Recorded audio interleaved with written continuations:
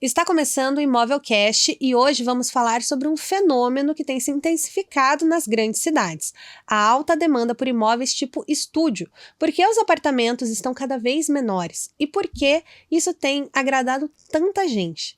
Para nos ajudar a entender esse cenário, recebemos Rodrigo Forlan, franqueado da Polar Sítio Cercado e Capão Raso e especialista no mercado imobiliário. Seja muito bem-vindo, Forlan. Muito obrigado pelo convite, estou muito feliz de estar aqui. Obrigada a você. Forlan, me explica um pouquinho sobre o que é um apartamento tipo estúdio. O que classifica ele nesse formato? Estúdio normalmente são imóveis compactos. O mercado trabalha com imóveis até 40, 50 metros quadrados, já são estúdios grandes, né? Mas são imóveis compactos, de preferência bem localizados. E o que difere um imóvel tipo estúdio de uma kitnet, por exemplo? Bom, kitnet estúdio é a mesma coisa, né? Apartamento de um dormitório já é um pouco diferente porque tem as divisórias, né? Uhum. Mas o estúdio, vamos dizer assim, o estúdio, a vantagem é que você deixa num ambiente único, né? Diferente do apartamento de um dormitório. Mas o apartamento do dormitório há uma grande preferência justamente pela divisória, né? E o que você acha que explica essa demanda do mercado de buscar apartamentos cada vez mais compactos? Bom, não é que há uma preferência, né? Mas é uma solução do mercado para compatibilizar preço, né? O que o cliente pode pagar. Em 2008 entrou uma consultora aqui em Curitiba com apartamentos de 2 quartos. E na época todo mundo já achava que era pequeno, né? Porque só existia 3 quartos, né? Existia 2 quartos, 1 quarto, mas muito pouco. 2015 começou a vir os de 1 quarto e estúdio. Então, assim, naturalmente o mercado está indo para imóveis menores, né? Porque é o que cabe no bolso das pessoas. São menores em tamanho de espaço e mais unidades no mesmo condomínio, né? E os valores daí se enquadram melhor do que a pessoa pode pagar. E você acha, porque a gente fala muito sobre tendência, né? A tendência do mercado é essa. Mas antigamente, lá na década de 60, eles já faziam isso muito bem, né? Tem o Copan lá em São Paulo, que a gente vem falando, que quanto menor o espaço, maior a comodidade do condomínio, mas o Copan ele já vinha com isso. Aqui em Curitiba a gente tem o Tibagi, né, que vem com aquela galeria, que a ideia era essa, de trazer mais comércio ali para aquela região, facilitando a vida do morador em apartamentos pequenos, várias unidades, numa região central, né? Como que você enxerga, assim, que houve esse degrau, que na década de 60 foi pensado nisso, por muito tempo esse tipo de imóvel acabou sendo banalizado, né? Veio os de 3 quartos, veio outros formatos de imóvel e agora tá voltando essa mesma tendência. Tá voltando. Ele é específico, né? Ele não é para todo público, né? Então, se você pegar estúdio, para quem que serve? Alguém que vive solteiro normalmente, divorciado, pessoas de idade, mas que vivem sozinhas, né? Que morar com criança em estúdio. Né? Então vamos dizer assim, é bem específico, né? Então, ou a pessoa morar sozinha, ou para investidores, né? Porque o estúdio, o apartamento pequeno, ele vai servir até 2 pessoas por um tempo curto, né? Ele não vai servir para 2 pessoas um tempo longo. Mas para uma pessoa morar, às vezes ela prefere morar melhor localizada, né?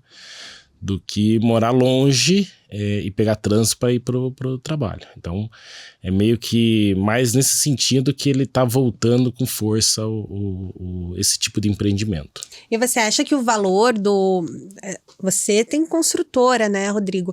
Você acha que essa procura por imóveis cada vez menores, mais apartamentos no mesmo condomínio, isso a gente enxergou que é uma tendência que tem reflexo na questão do valor do imóvel e na possibilidade de compra do comprador, mas também tem a questão dos insumos da construção civil. Você acha que esse comportamento tem tido um reflexo nessa questão do custo da construção?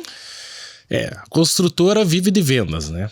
Ela não vive de construir. Então ela precisa achar no mercado público para comprar o produto. Então você tem que fazer um estudo de mercado, né? Então o que acontece? Aí vem na renda, vem na condição de pagamento. Então, hoje, mesmo um apartamento 3 quartos, eles diminuíram demais de tamanho, né? Hoje, umas consultoras lançam apartamento 3 quartos com 80, 90 metros de área útil. Se você pegar 30 anos atrás, esses apartamentos tinham 180 metros. Então, eles já estão menores, metade, né? Os menores ainda, então, cada vez menor o tamanho. Esses dias eu vi um de 9 metros quadrados. No Japão, aqui? Aqui, perto do Paládio. Sim. Tem uma consultora ali que é especialista em fazer pequeno, né? Então, a construtora, ela tende, mesmo quando ela consegue fazer uma planta maior, ela não quer. Ela quer trabalhar, ela sempre está pensando no valor de venda final, né?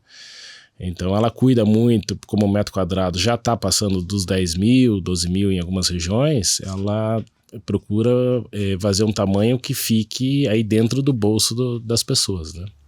E você falou agora de regiões, né? Eu lembro que há uns 10 anos atrás, esse perfil de imóvel ele era muito comum na região central, principalmente próximos a universidades, né? Mas a gente está vendo que tá tendo um contrafluxo também para bairros que eram mais residenciais, vamos dizer, mais familiares, estão mais longe do comércio, né? Por que você acha que isso está acontecendo?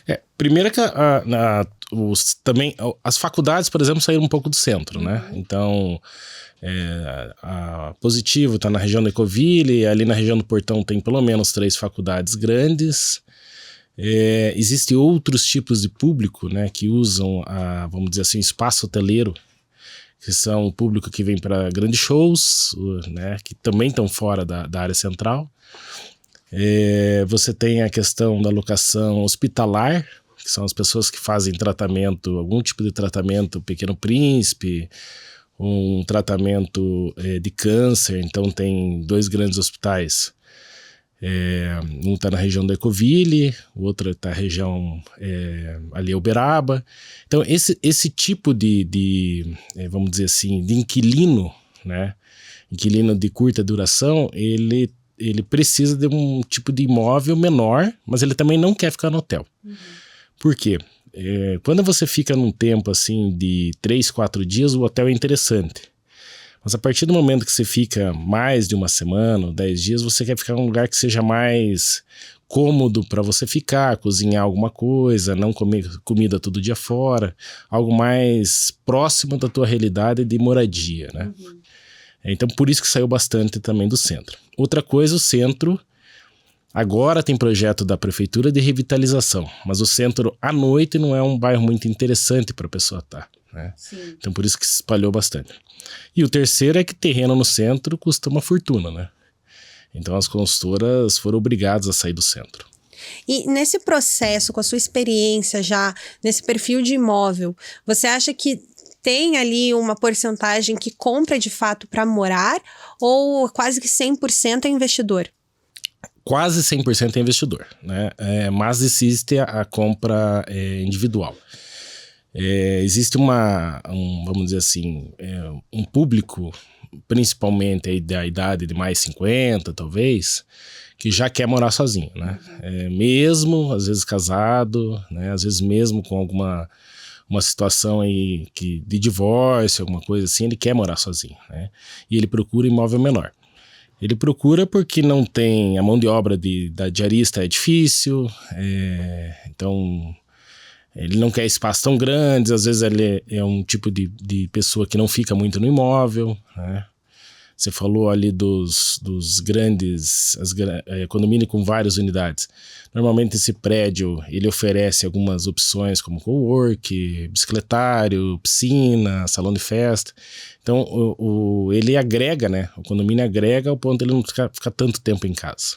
Que a gente vem enxergando que esses tempos a gente estudou muito sobre gerações, né? Tem geração X, geração Y, Z e assim por diante. E um comportamento muito comum da geração millennial, né? Que é aquela galera 80, 90, é isso, é morar em apartamentos muito pequenos, porque o condomínio já tem todas as comodidades, porque a ideia dele é não precisar sair do prédio, né? E ao mesmo tempo não precisa ficar em casa. Então, isso é um reflexo muito grande do que é a sociedade hoje, do que as pessoas têm buscado cada vez mais, né? E dentro desse comportamento, já pensando nas gerações, você enxerga que num futuro próximo, assim, as pessoas vão parar de comprar para investir?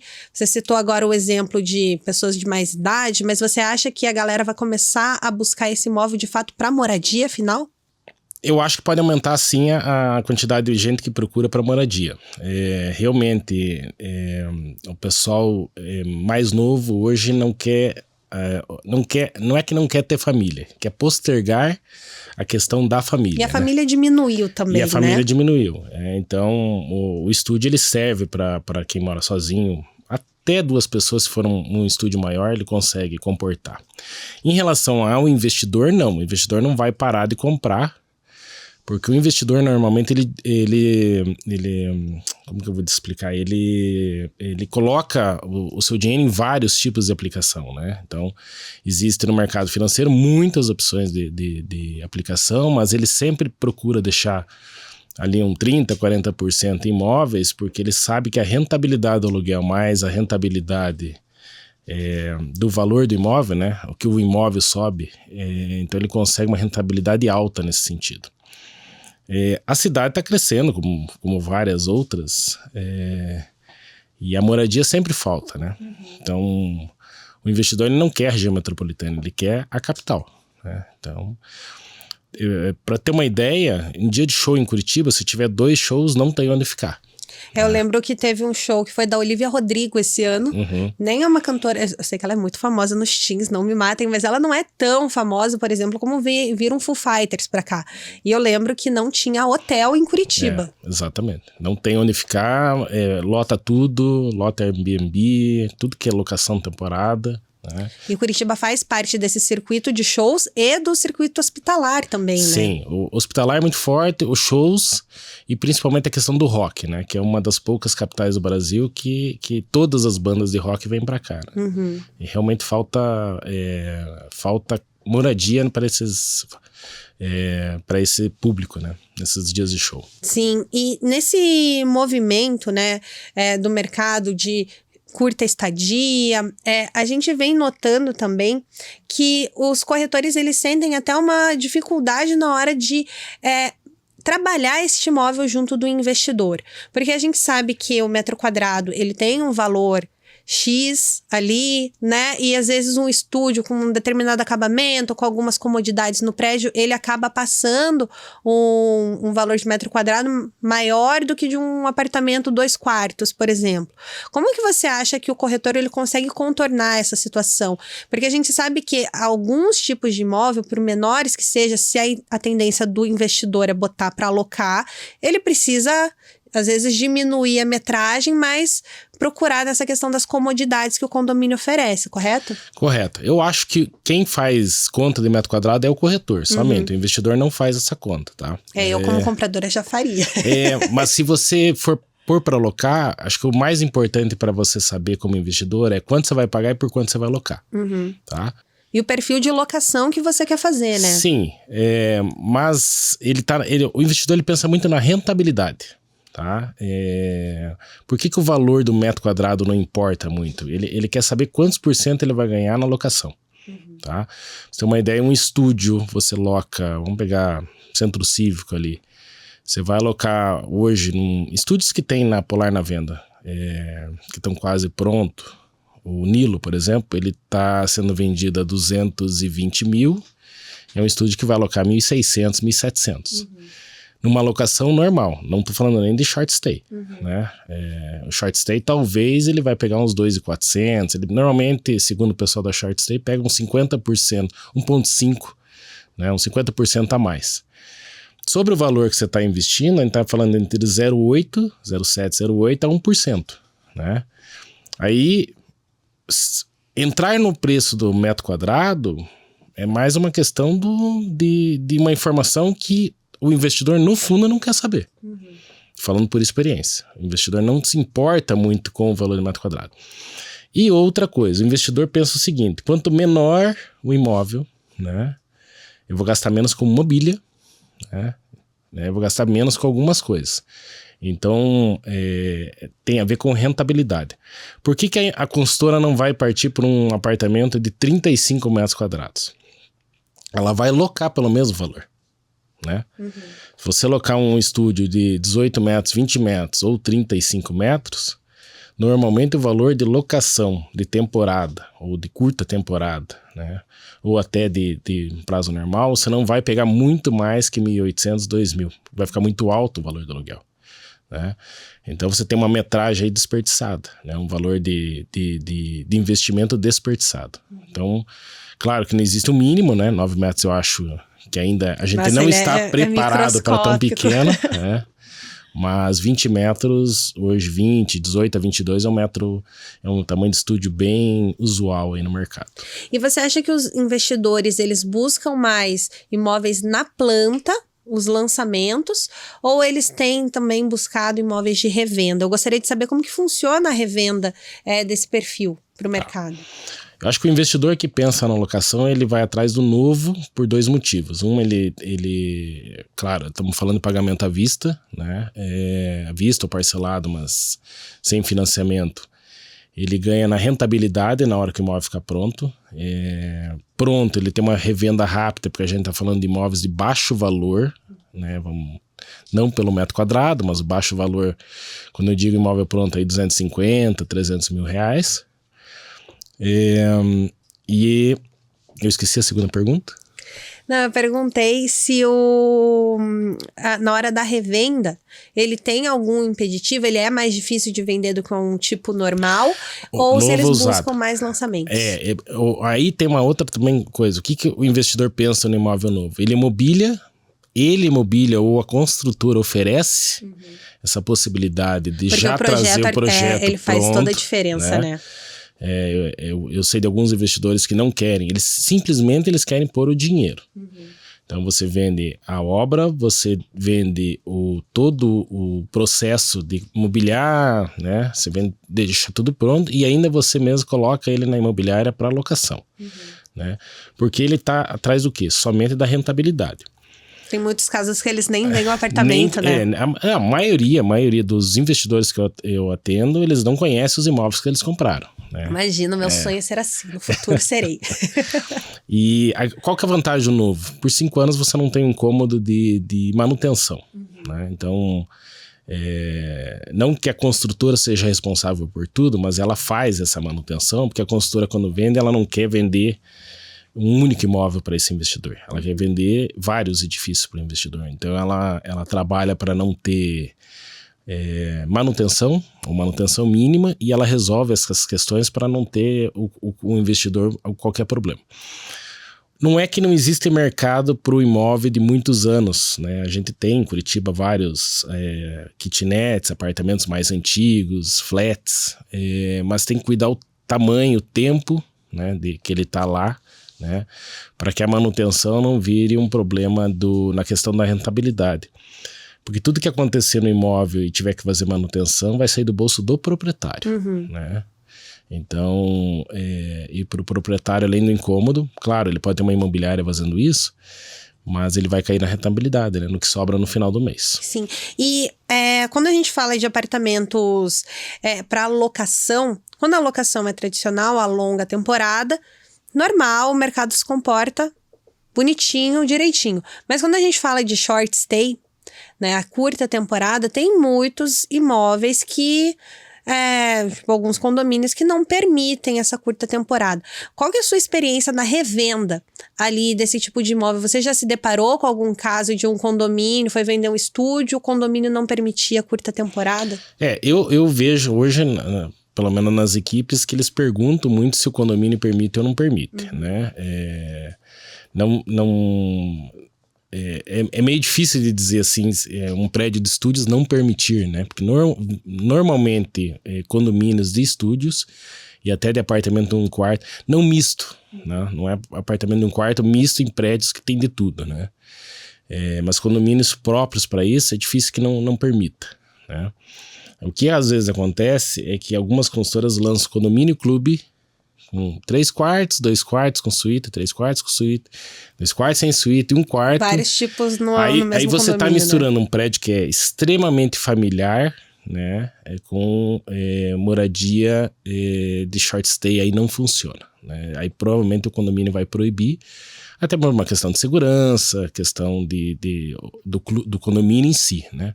Mas prédios que só tenham esse tipo de apartamento, eu não vejo como proibir esse tipo de locação.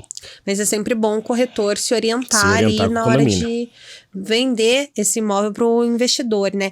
E eu vi esses tempos atrás uma coisa que eu achei curiosa, eu até pensei, como o Rodrigo tá vindo, eu vou usar essa pergunta no podcast, que é sobre a garagem.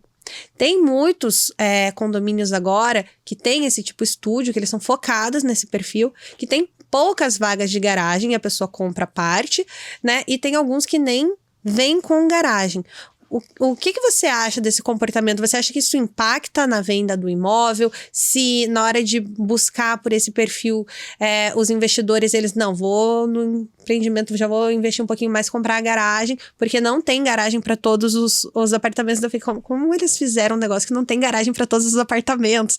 Mas é uma realidade muito comum hoje em dia, né? Sim, sim. Até 2022, a Prefeitura de Curitiba, especificamente aqui, que a gente tá falando, exigia a cada 4 estúdios ou 4 apartamentos em menores de 30 metros quadrados uma vaga de garagem. Né? Depois de 2022 isso caiu. Né? O que a consultora normalmente opta por não fazer a garagem? Uma que garagem custa por investidor em torno de R$50 mil, né? E não agrega mais que R$100 ou R$200 na hora da locação. Né? Então o investidor normalmente não quer a garagem. Né? Esse tipo de imóvel, quando a gente aluga para curta temporada, as pessoas normalmente vêm de avião para Curitiba, né? Não vêm de carro. Né? Um terceiro item para a consultora é que fazer garagem custa caro. É muito caro fazer garagem, né? Principalmente se ela for subterrânea. Exatamente, né? se for subsolo. Né? Então, se não for subsolo, você mata um andar importante no estúdio, que é o garden. Né? Por mais que você olhe assim, mas estúdio, garden, quem que moraria no estúdio garden, né? Muita gente. Muita Airbnb, gente. Normalmente eu só pego se for garden. Então, muita gente, vende-se muito bem o garden, e o pessoal gosta justamente pelo esse espaço maior, que normalmente é o dobro, às vezes o garden dá o dobro do apartamento. Né? Tem garden com churrasqueira hoje em dia. Então, E todo mundo tem um pet. Né? Eu carrego meu cachorro pra cima e pra baixo. E antes eu carregava o meu cachorro, que era o gigante. Ele tinha 70 quilos e ele ia comigo pra cima e pra baixo. Eu moro num prédio de apartamentos de 1 quarto, são 16 moradores, 16 unidades, que tem 5 carros no total. Né? Então tem 11 vagas disponíveis no meu prédio, sem uso. Sem uso? Sem uso. Mas é que é uma realidade, né? Eu vejo que muitos amigos meus, hoje, eles não têm carro, eles andam de Uber, na época que tinha os patinetes elétricos, andavam, daí foi proibido, daí agora é bike e Uber o dia inteiro. Bike, você falou, é um negócio interessante, bicicletário todo prédio tem que ter. Porque virou uma rotina já, principalmente do curitibano, que Curitiba vem investindo cada vez mais em ciclovia, né, por toda a cidade. Hoje você consegue atravessar a cidade com segurança de bicicleta. Pra mim falta joelho, né, mas tem muita gente que tá com preparo físico ali e ela vem tomando o lugar dos carros. E vem a questão também do carro elétrico, né? Você, como construtor, você sente uma necessidade do mercado de começar a instalar vagas próprias para carro elétrico ou não? As consultoras já estão investindo nisso. Né? O estúdio, prédio de estúdio ainda não, mas apartamentos de 2 quartos, 3 quartos, eles vão ter que fazer. E precisa ser pensado antes, né? Porque é uma tecnologia nova o carro elétrico, mas você tem que fazer todo um sistema, tem que ser em 220, né? As tomadas, os carregadores de elétrico são em 220. E tem que ver a questão de segurança também, né? Porque a gente já vê questão de carro explodir, essas coisas, o que isso pode acarretar no prédio. Mas acredito que os prédios novos aí das consultoras que estão fazendo apartamentos aí acima de R$1 milhão, com certeza já tem os projetos prontos para isso. Eu, na minha parte, eu já fico o rateio da energia. Né? Essa parte sempre vai pegar o consumidor final. E nesses prédios a gente já citou a questão das comodidades, né, da área comum. Você acha que encher o prédio de comodidades. Tem prédios hoje que estão saindo com salão de beleza, né? Não é só mais o espaço kids e um parquinho. Eles vêm completos, vêm com mercado. Você acha que isso compensa o tamanho pequeno do imóvel? Eu acho que compensa o que realmente agrega valor. A gente tem que pensar muito bem. Você falou, eu tenho consultora. A gente senta, eu com meus sócios, e a gente, toda vez que vai lançar algum prédio, a gente olha o projeto e fala, isso aqui compensa, isso aqui não compensa. Então, você falou, mercado. Acho que é um negócio que ajuda muito quem mora num estúdio ter o mercado, né, para não ter que sair, apesar que você pode pedir iFood. Mas é que é aquela questão do imediatismo, né? Você ter isso para todos os tipos de condomínios grandes. Tem um grupo aqui de Curitiba que tem em vários lugares, né? Eles são bem conhecidos. A lavanderia, a gente acha muito importante, porque é uma coisa que você evita de ter dentro de casa. Sim, como é que você coloca um varal num 20 metros quadrados? Não tem como, né? E hoje, uma das maiores fabricantes é a Omo, ela faz esse sistema de empréstimo de máquinas, né? Então, a pessoa paga por lavagem e secagem. Então, evita ter a máquina, evita ter todos os custos, né? A piscina e salão de festa, a gente acha importante, principalmente na cobertura, né? Como você mora no estúdio, dificilmente você vai fazer festa dentro da sua casa, né? Então você precisa ter um espaço para isso. Bicicletário, né?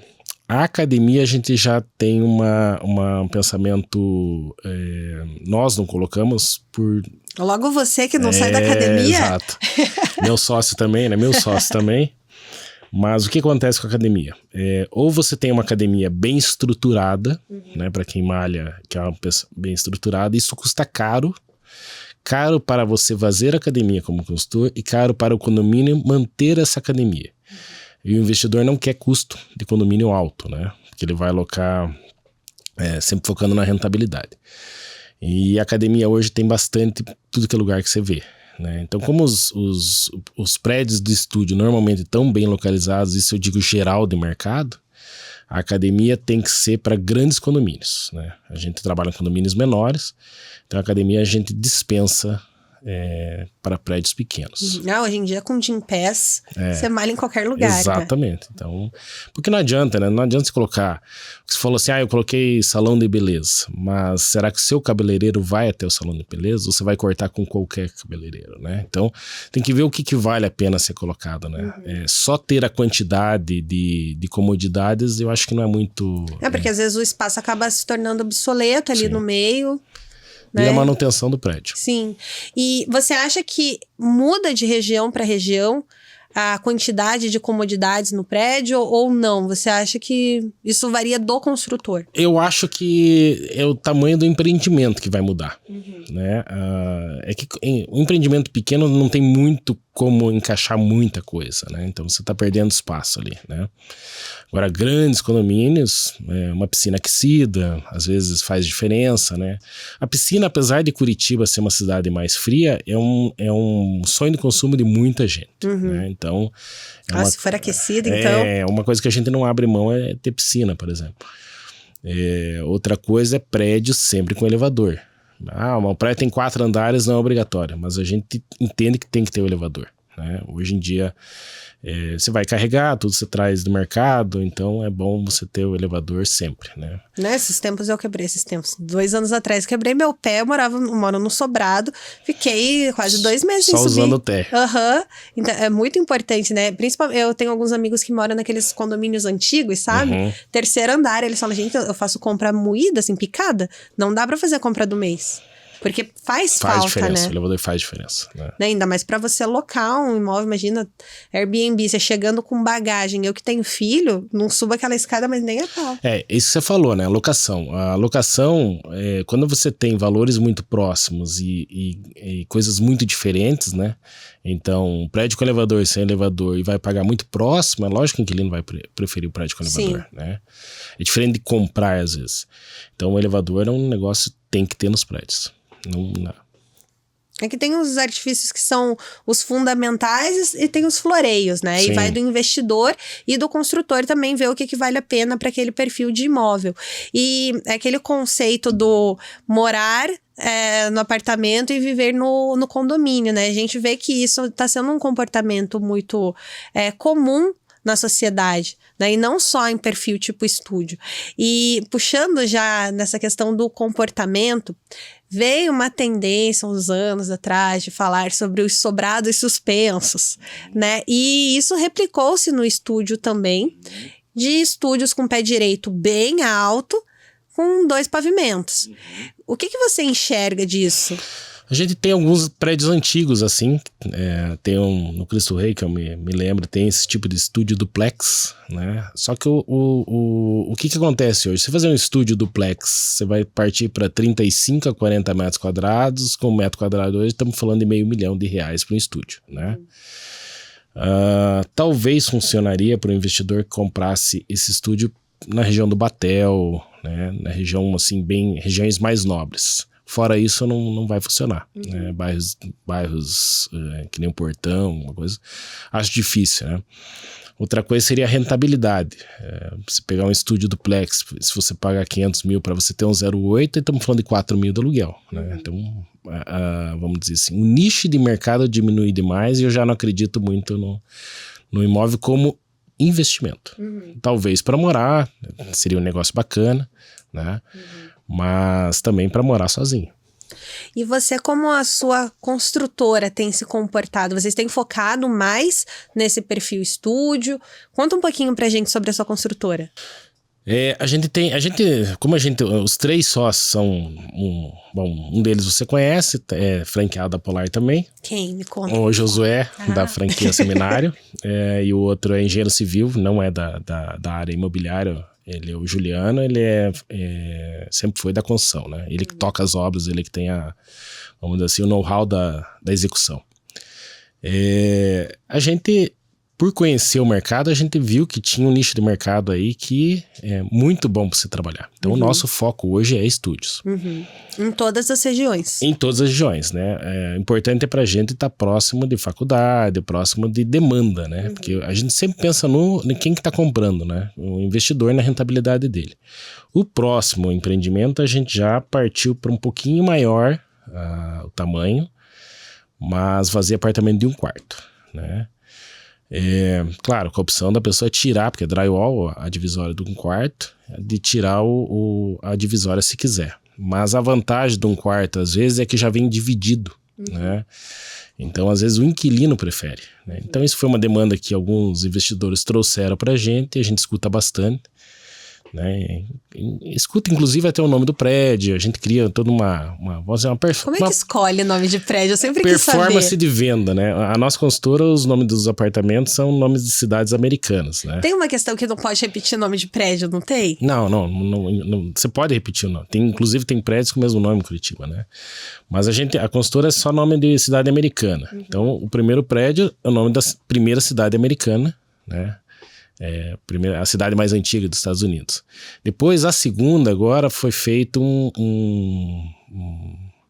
vamos dizer assim, foi elegido 4, 5 cidades e foi mandado para os investidores escolherem qual cidade que eles preferiam, né? Então, mais ou menos, o nome já está o nome, vamos dizer, decidido, mas foi eles que decidiram o nome, sabe? Spoiler, não pode contar ainda. Houston. Segredo. Houston é o nome do edifício. Mas o que você faz com isso? Você traz o investidor também para participar do projeto, né?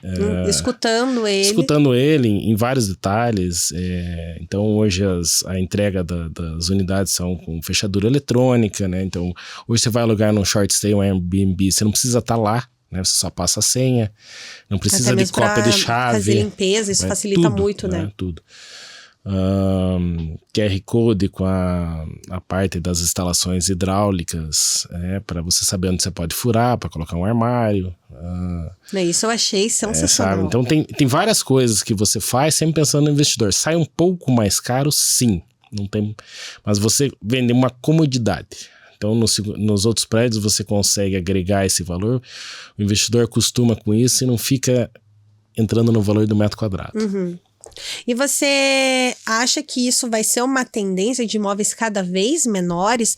E não só falando de Curitiba, mas falando de grandes metrópoles mesmo, você acha que isso vai ser Não só menores, como imóveis inteligentes, né? Uhum. A gente tem que trabalhar nesse conceito. O imóvel, principalmente imóvel para locação, ele tem que ser um imóvel que você consiga monitorar ele à distância, né? Que, por exemplo, ali a gente não tem investidores só de Curitiba, né? A gente tem uma investidora que mora nos Estados Unidos, né? Então, ela tem que operar o imóvel de lá se ela precisar, sabe? E tendência de metro quadrado, sim. Hoje, você vê nossos pais, nossos avós moravam em casa de 200 metros. A gente sabe que, vamos dizer assim, a área de vassoura, a área que se usa realmente, né? Às vezes é um quarto, um banheiro, uma cozinha, né? E a sala. Né? E o resto de toda a área fica... né? Fica ali de enfeite. Fica de enfeite para ser limpo toda vez. Então, é uma tendência de todos os tipos de imóvel. Na pandemia que a gente tomou uma surpresa. Né? A gente vinha diminuindo a venda de cada vez de imóveis menores. Na pandemia deu um susto. Muita gente partiu para imóvel maior, né? Para trabalhar em casa, esse negócio. Mas já voltou de novo o pessoal procurar imóvel menor. E eu vi um estudo, eu não sei como que isso impacta, talvez você possa esclarecer aqui pra gente, que Curitiba ela se tornou a capital da classe média. E dentro desse comportamento eu fui estudar mais, fui buscar mais, porque isso foi uma notícia que saiu classificando Curitiba como uma capital da classe média. E isso começou a impactar na questão do Minha Casa Minha Vida, que muitas pessoas que antes se qualificavam para o Minha Casa Minha Vida agora não se qualificam mais, porque aumentou a renda, mas ainda não tem potencial de compra. Você acha que esse perfil que está nesse miolo vai começar a buscar esse perfil de imóvel tipo estúdio? Então, é difícil você encaixar tudo para um cliente, né? Eu sempre falo para os corretores, o que ele pode abrir mão? Às vezes ele quer um apartamento de 3 quartos, ele quer bairro Portão e ele tem 400 mil, né? Então, ele consegue aumentar o valor? Não consegue. Ele consegue diminuir o tamanho do imóvel, né? Não, ele não consegue. Bom, então ele vai ter que sair do Portão e ir pro Pinheirinho, né? Então você tem que encaixar os 3 itens. A partir do momento que ele mora sozinho e eles queriam 2 quartos, porque ele pensava desde pequeno ter 2 quartos, talvez para morar no Portão e com aquele valor ele vai ter que ir para um quarto, né?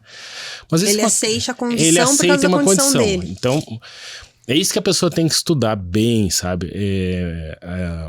Às vezes mora num imóvel muito grande ou é grande, mas é porque a gente sempre quer morar no tamanho que a gente morava os nossos pais, né? Então vai diminuindo, ou você vai morando mais longe, né? Se teus pais moravam na Água Verde, você vai morar no Portão, no Capão Raso, ou você vai morar no imóvel menor, porque pensando friamente, seus pais estão há 20, 30 anos juntando dinheiro, né? E você acabou de entrar no mercado de trabalho e já quer morar num imóvel alto padrão. Não tem como, né? Não tem condição. Ninguém ganhou na Mega Sena, infelizmente. E deixa eu te perguntar, que a gente vem falando de investidores quase que o nosso programa inteiro. E tem questões que ainda não fica clara para vários corretores. Quando a pessoa é investidora, não necessariamente ela precisa ter um montante de dinheiro ali para pagar esse imóvel à vista. Ela pode fazer um financiamento e usar o valor do aluguel para pagar a parcela, né? Você pode contar um pouquinho dessa sua experiência? Já é um tema que a gente abordou em outros programas, mas é sempre bom quando o assunto é investidor trazer de novo para a mesa. Tá. Tem alguns tipos de investidor. O investidor que compra à vista, ele consegue um preço bem melhor da consultora, né? Que vamos dizer seria a tabela 0, que a consultora... Eu falo consultora, várias consultoras elas fazem assim, que a consultora usa esse dinheiro para alavancar a obra, né? Então ele consegue um valor melhor, né? Existe a vista, mas pode parcelar isso durante a obra, né? E às vezes o investidor ele trabalha com alavancagem, né, financeira, que é comprar um imóvel pronto, né, financiado. Às vezes ele tem o dinheiro para comprar à vista, tá? Mas por que ele opta pelo financiamento? Ele paga uma taxa de juros aí, hoje está um pouco mais alta, mas que ele pague 11% ao ano, mas ele loca o imóvel e às vezes a prestação, né, quase paga, o aluguel quase paga a prestação dele. E né? O dinheiro dele fica rendendo. E o dinheiro dele fica rendendo. Então, com pouco, vamos dizer assim, com pouca entrada, 30%, existe um mínimo de mercado de 10 a 20%, mas vamos pensar em 30%, 40%, que é um número mais equilibrado financeiramente. o aluguel vai quase pagar a prestação dele nos 3 primeiros anos. Depois disso, a prestação vai estar caindo e o aluguel vai estar subindo, né? Então ele está trabalhando com o dinheiro do banco, né? Então a gente vê que muito investidor, em vez de pegar 500 mil e comprar um apartamento à vista, né, ele compra 3, 4 apartamentos com essa entrada, né, com esse dinheiro, e vai alavancando, né, o dinheiro do banco, ele vai fazendo o crescimento dele de quantidade de imóveis. Esse comportamento de investir em imóveis, ele é bastante comum, né? Quando eu entrei no mercado imobiliário, eu falava, não, porque fulano vai comprar 3 imóveis. Eu ficava, gente, ele vai pagar 3 IPTUs. Mas é bastante comum, né? E dentro desse processo todo, junto dos investidores ou dos possíveis moradores, junto da sua experiência, né, como profissional do mercado imobiliário, como imobiliarista e como construtor, o que você acha que vai estar vindo assim, que vocês precisam obrigatoriamente começar a ter nesses imóveis? Tipo, alguma inovação, alguma coisa que seja obrigatória? Sempre, né? Inovação sempre. Quem compra um estúdio tem que mobiliar, né? Não tem escapatória. A grande vantagem é que a gente tem muita tecnologia hoje. Então, o fogão, por exemplo, e o botijão de gás não há mais necessidade hoje com os cooktops de indução, né? Você tem air fry, você tem geladeiras menores que você consegue comandar por celular, você tem tipos de iluminação, tem tipos de automação, né? Então você consegue vamos dizer assim, menos mobília, né? Eletrodomésticos mais, vamos dizer, de ponta, e você não precisa mais, por exemplo, ter gás, né? Então, não que não haja essa opção, mas falando de cozinha, não de chuveiro, você não precisa, você tem tudo hoje elétrico, né? Então, air fry, panela elétrica, né? Eu só uso coisa elétrica, porque eu não sei cozinhar. Eu lá em casa, eu só uso coisa elétrica porque eu não tenho gás no meu prédio, né? Teria que ter o botijão dentro do prédio, é um prédio antigo, e eu optei por não ter. Então você pode ter tudo elétrico, então você não ocupa muito espaço, né? Mesmo um chuveiro elétrico, numa cidade que nem Curitiba, tem boa tecnologia hoje para você usar bons equipamentos, né? Dispensando aquecedor a gás, dispensando coisas que vão te dar manutenção e tem custo, né? O elétrico não parece, mas ele é mais barato o custo de energia, pelo menos em Curitiba a gente tem um custo de energia barato. Ele fica muito barato para você ter um chuveiro elétrico do que um chuveiro a gás. E quanto mais artifícios tem, não só no apartamento, mas também no condomínio, melhor fica o valor do aluguel para o investidor, né? Valor de condomínio, né? Então tem que ser um condomínio barato, né? Esses tipos de prédio, estúdio, por que automatizar a porta, por exemplo? Automatizar a entrada do condomínio, né? Você não ter porteiro, né? Então, isso a gente já tem visto que virou rotina, né? É claro que você tem que pensar assim, como que a pessoa vai receber a encomenda, né? Então, o que acontece? Às vezes mando entregar no trabalho, hein, gente? Então, o prédio antigo, às vezes, ele tira o porteiro e ele esquece de como fazer o recebimento de encomenda. Isso eu acho bem importante, sabe? A questão do zelador, então você tem que fazer algo que baixe o condomínio, mas também fique um jeito que a pessoa que mora lá consiga receber, né? Receber um iFood, né? Então existe as portarias remotas, existe toda a tecnologia de você utilizar senha, você pode programar elevador, você pode programar várias coisas que você não precisa de alguém estar lá.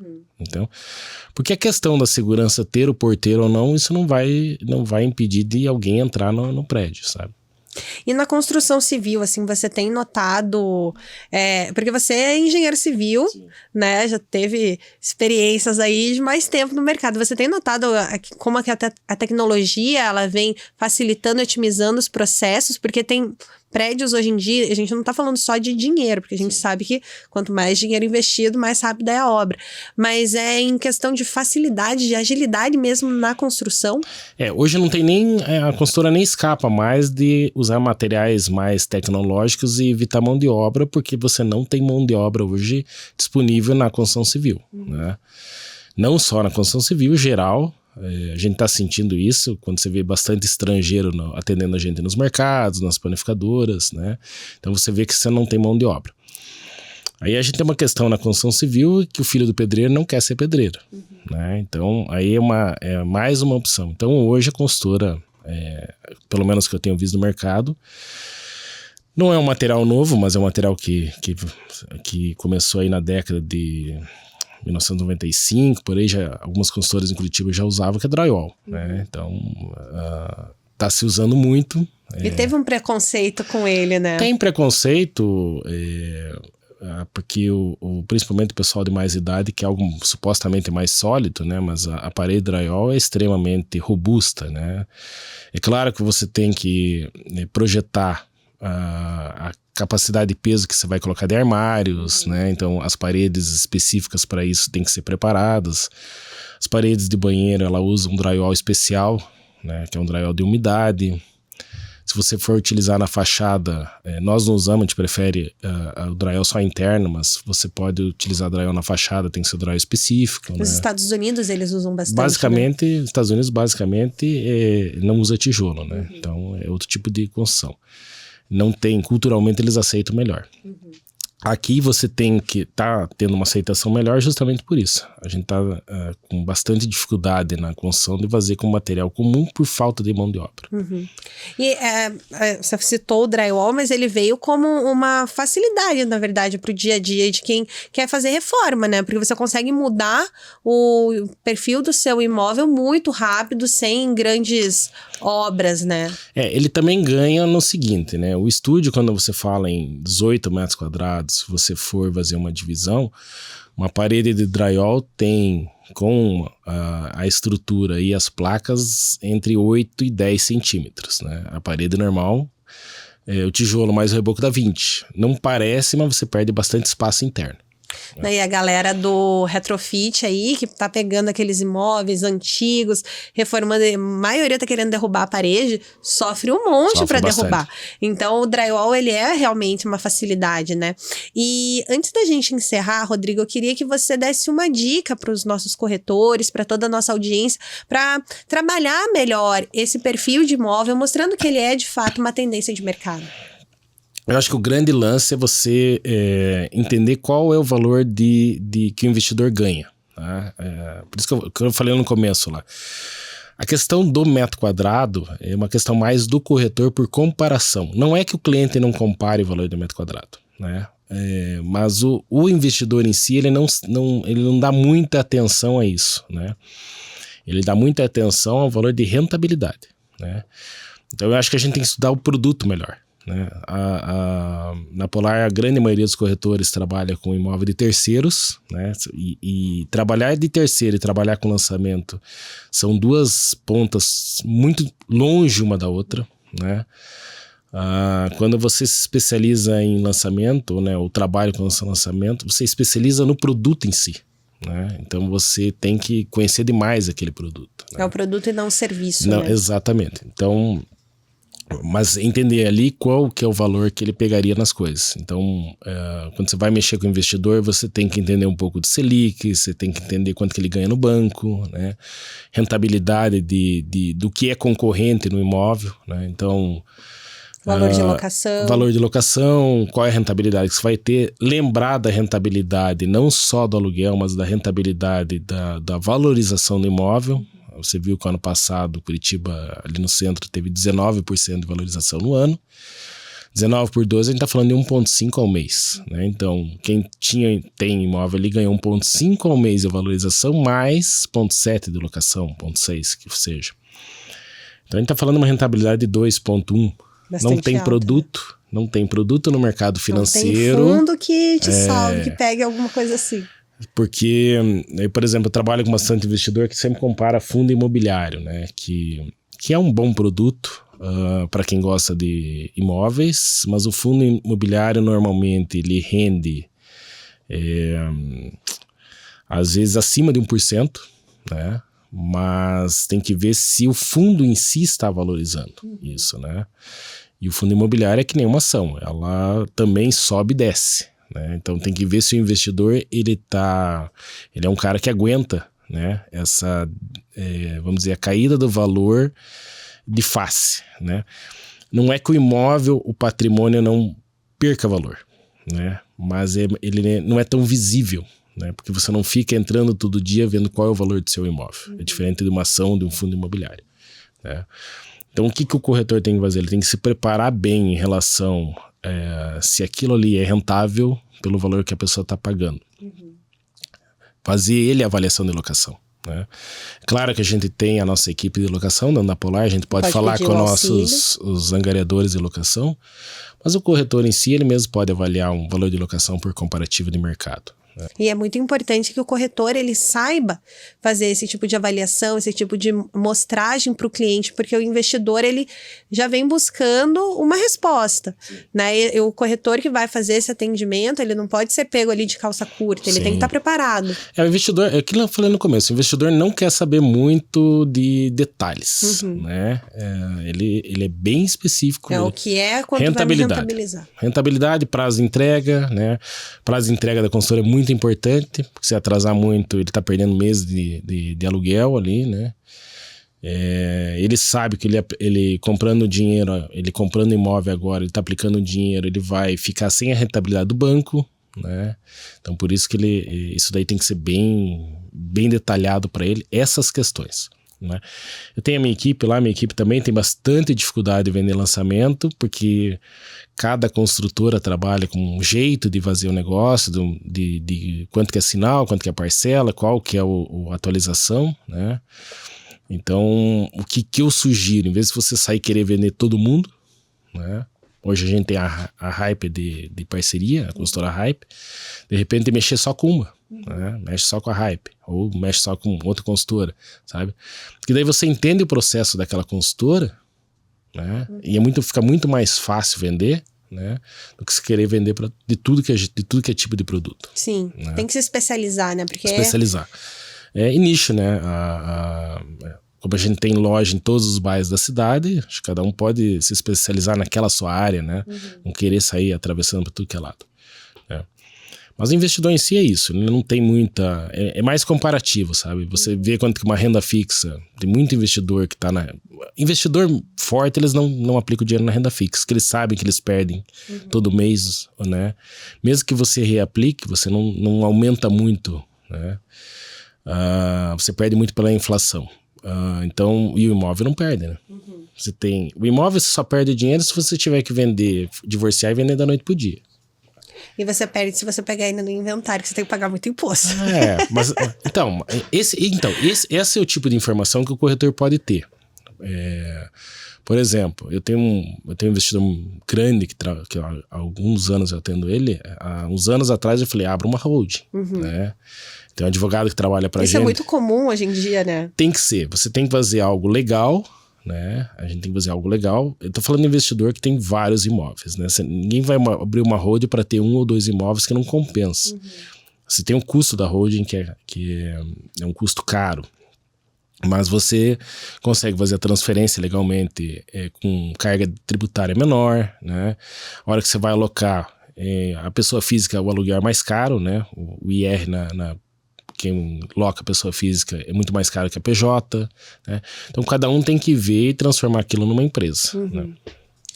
Porque já senti no bolso e teu cliente não vai gostar. Exatamente. Então, muito obrigada, Rodrigo. Nada. E assim encerramos mais um episódio onde falamos sobre a ascensão dos imóveis tipo estúdio e o motivo pelo qual esse formato vem conquistando tanto espaço nas grandes cidades, com espaços mais compactos, localizados estrategicamente e praticidade no dia a dia. Os estúdios representam muito mais do que uma tendência. São um reflexo da nova forma de viver nas metrópoles. E se você ou seus clientes estão pensando em investir, morar sozinho ou buscar mais mobilidade urbana, talvez um estúdio seja exatamente o que você esteja procurando. Obrigado você que nos acompanhou até aqui. Muito obrigada, Rodrigo. Fiquei muito feliz de te receber aqui. Eu gostei muito de ter vindo.